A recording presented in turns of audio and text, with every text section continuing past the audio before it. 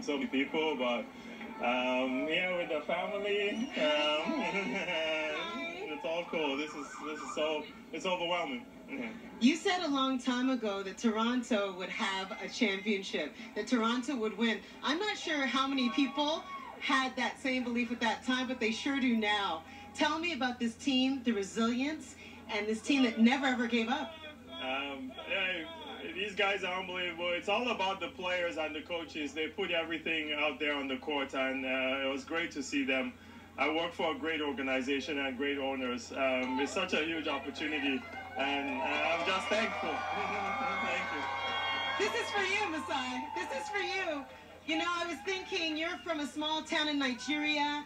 You've got a kid from Cameroon. You've got a guy from Spain. You've got another guy from North Philly. Another guy from Compton. I mean, this is a global team. Talk to us about the Raptors as a team and how it represents Canada, but really the world. We represent the world, and that's what we said to the NBA. That's why they had to pay attention to Toronto, and they had to pay attention to the only team that's outside the States. And we wanted to be an example, not an example for just America, but an example for all around the world. And that's what we're about in Toronto. We said we'll win in Toronto, we've won in Toronto, and we'll continue to win in Toronto. When this team was down, they never gave up. There are people, you listen to people around the league who didn't give this team a chance, even when the team finished in the standings that it did. You are known for telling people to dream big. Did you share that with the team? How did you get them to keep going and believe in themselves? The type of players we have, from Kyle to Kawhi, Mark, Fred, Pascal, all these guys,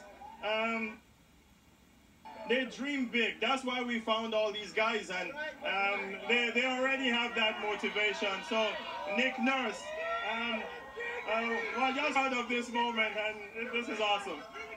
You talk about Nick, he's a rookie coach. There were a lot of people who thought, wow, controversial decision.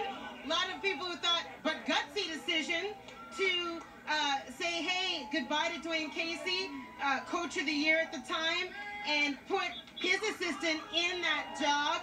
Also, franchise player in DeMar DeRozan, and trade for Kawhi Leonard. But look where the team is now. Look where this organization is now.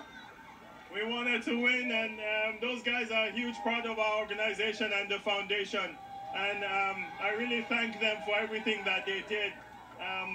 But this is who we are now, and these guys, they went out and did it. As I said, it's all about the players and the coaches, and they went out and performed. So we're happy. There are people that say that this isn't just about Toronto, that this is Canada's team.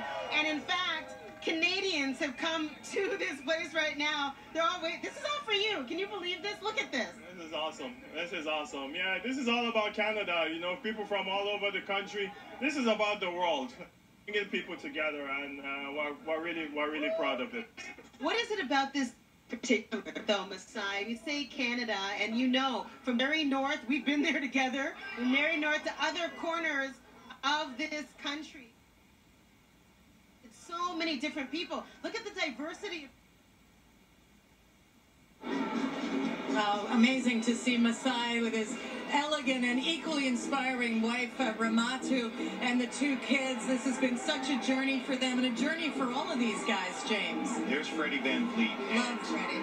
The only guy that kept Kawhi Leonard from being the unanimous MVP in the finals. There was one vote for Freddie VanVleet, and I'm not sure that was right. Kawhi was the guy, but VanVleet, what he did along the playoff run, and particularly in that fourth quarter against Golden State, 12 points, pouring everything in for three. If he doesn't do that, there's a Game 7 back in Toronto, and who knows what happens. And that's the amazing thing about this team, Lisa. Yes, it was Kawhi's team. Yes, he was the guy.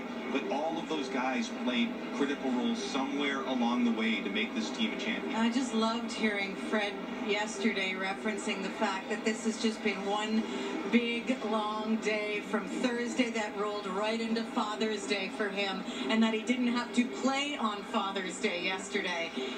Well, he had a baby, barely had any sleep, came back and had one of the games of his lives earlier in the playoffs, game of his life, and just rolled from there, essentially. And look at these crowds. Again, it's likely to take the parade about 2 hours. It's just starting, and you can see the thousands that were walking with them.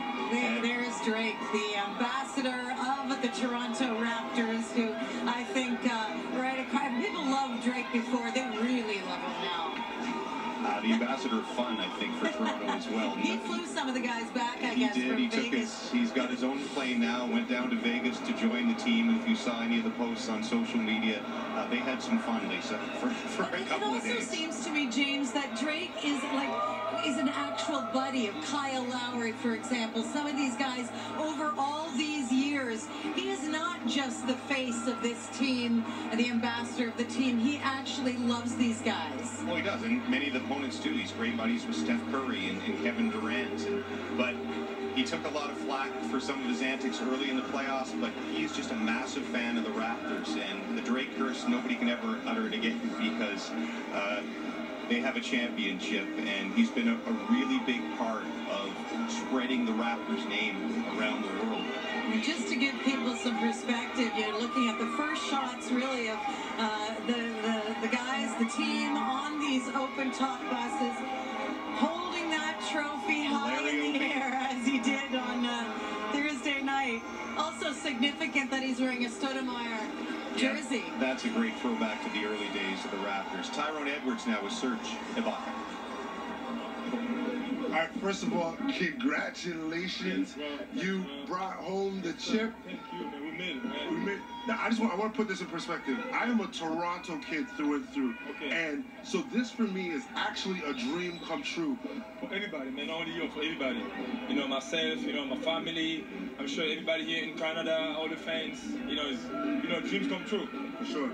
Now, one thing that I've been very proud to say as a Toronto kid is this is the world in one city. We have a representation of the entire world right here in the city. Here we are, championship rep on the parade, and you've got your big flag. What does this mean to everybody else around the world as well? To me, it's just, the way to show everybody around the world is, all the kids who love basketball. There's a lot of kids out there who dream one day to be here or to do a lot of things in life. I just want them to know anything's possible, man. I used to be one of those kids out there. Look at me today, So that's the one reason I always say, right? This win is not only for me, for you, but for others too. You know what I'm saying? Others out there who have opportunity even to watch TV. You know what I'm saying? But to let them know anything's possible.